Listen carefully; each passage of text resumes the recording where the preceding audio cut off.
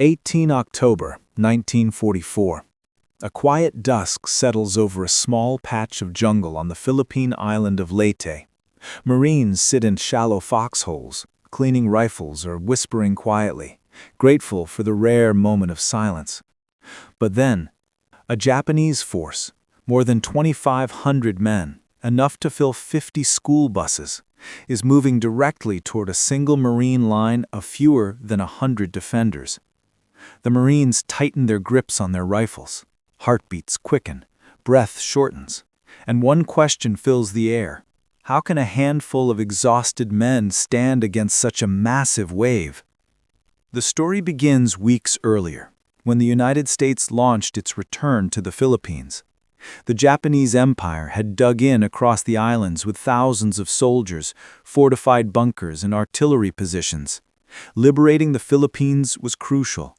It meant cutting Japanese supply routes, protecting American forces in the Pacific, and bringing General MacArthur's promise, "I shall return," closer to reality. But victories never came easy in the jungle.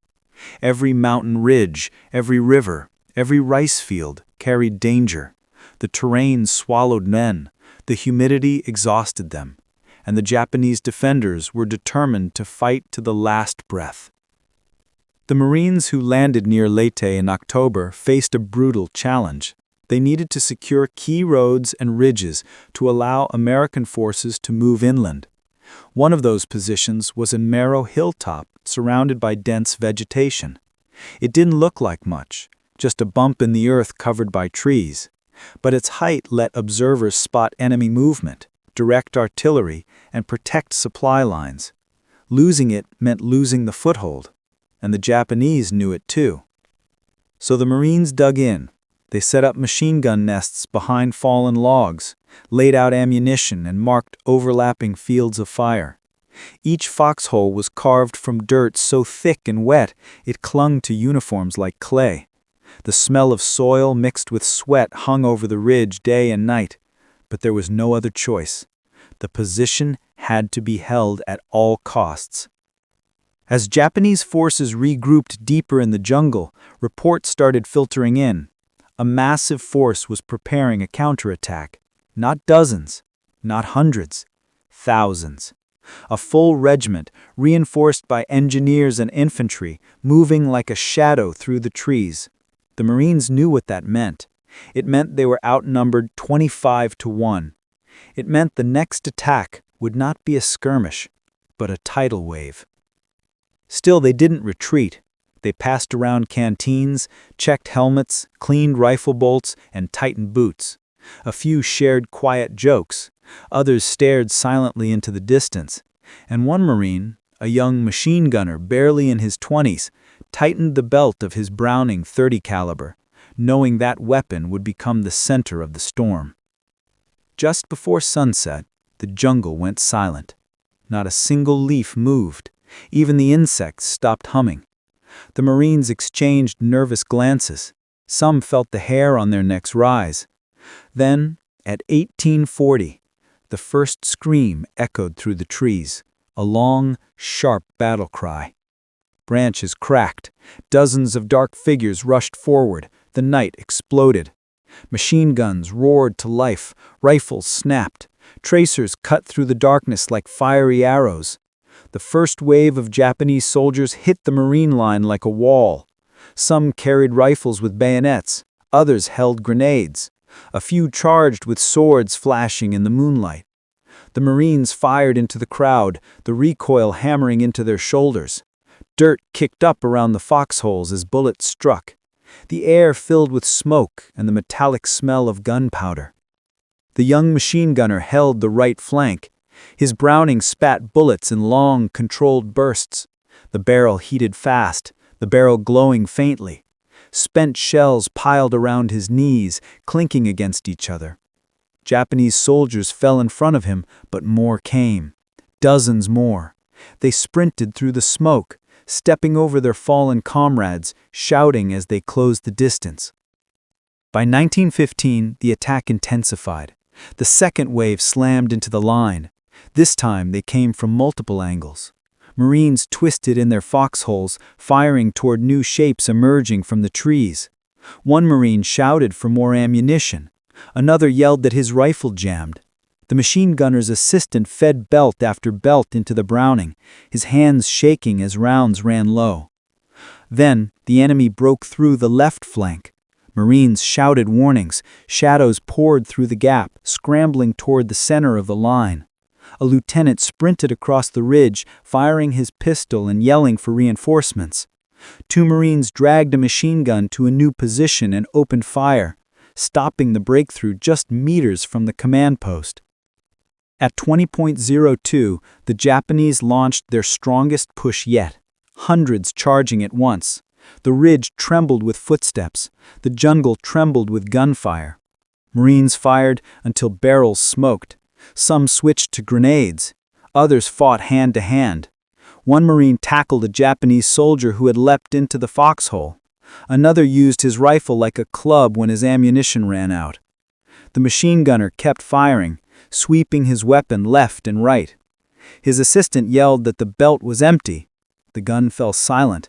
The young Marine ripped another ammunition box open, hands blistered. Before he could feed the belt, an enemy soldier rushed toward him. The machine gunner drew his sidearm and fired twice, sending the attacker sprawling. His assistant grabbed the new belt, fed it in, and the Browning roared back to life. By 2200 hours, the entire ridge felt like a battlefield, lit only by muzzle flashes. Smoke drifted through the trees like rolling fog. Marines coughed from the fumes. Uniforms were soaked with sweat and dirt. Shell casings littered the ground like golden leaves. Medics crawled from foxhole to foxhole, despite bullets snapping past their faces, dragging wounded men to the rear. And still, the Japanese came. At midnight, the noise faded just long enough for the Marines to reload. Some took shallow breaths. One Marine whispered that he didn't think he could keep going. Another put a hand on his shoulder and told him they'd make it through the night together. The machine gunner leaned against a tree trunk, eyes burning, barrel steaming, fingers trembling. He closed his eyes for 5 seconds, just 5, before the next scream shattered the silence. At 0.14 hours, the largest wave yet surged up the hill. More than 500 men stormed the ridge at once, the size of an entire high school marching band charging forward in the dark. The ground shook under their feet. The jungle lit with gunfire once more. The Marines braced for impact. The Japanese reached the wire and tore through it. Dozens clashed with the front line. Marines shouted, fired, stumbled, and fought desperately to hold the ridge. A grenade landed near the machine gunner's position. His assistant dove on it without thinking, curling his body around the explosive. The blast shook the ground, sending dirt flying. The young Marine looked at his assistant, still, silent, and felt the heavy pain strike his chest. But he didn't stop. He grabbed the machine gun by himself, the heavy weapon bucking violently as he fired. By 0100 hours, Marines began running out of ammunition. Rifles clicked empty. Machine guns sputtered. The young gunner fired his last belt. He could hear Japanese voices closing in. With no time to think, he abandoned the machine gun and grabbed a nearby M1 Garand.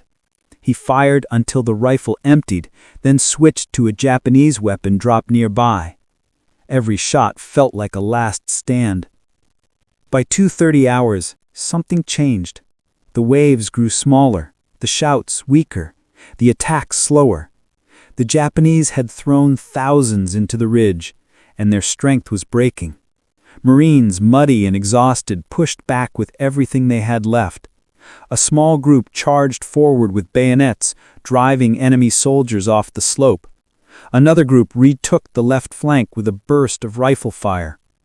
The machine gunner moved from foxhole to foxhole, grabbing ammunition from fallen comrades, firing, reloading, firing again. By 3:30 hours, the jungle finally began to quiet. No more screams, no more charging footsteps. Just the soft rustle of leaves and the distant groans of wounded men. The ridge was still. Smoke drifted through the trees like pale ghosts. Marines sat in the dirt, trembling, breathing heavily, and staring into the darkness. Some whispered prayers. Some simply stared. And as the dawn crept through the trees, the battlefield slowly revealed itself.